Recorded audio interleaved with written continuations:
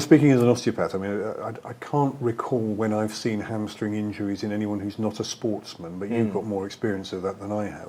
Do you see it as a not necessarily as a sporting injury?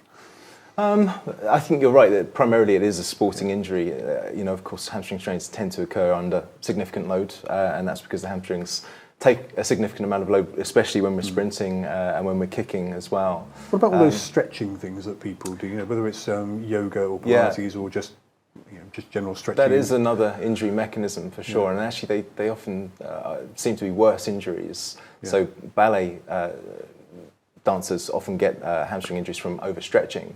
And those injuries tend to take longer to heal than a sprinter who, you see them pull up and they might have a grade 2 tear or something like that. Yeah. So quite a significant injury, and but they seem to heal quicker than these overstretching type hamstring injuries. So the two primary mechanisms of hamstring injuries, stretching and the muscle contraction itself. To be honest, there's still a lot of confusion as to exactly what causes the injury, but it's known it's in the eccentric phase of the muscle loading.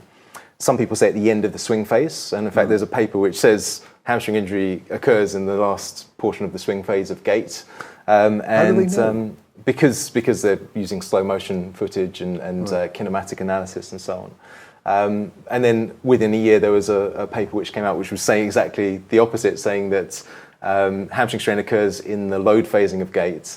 And of course the reality is it can happen in numerous different scenarios.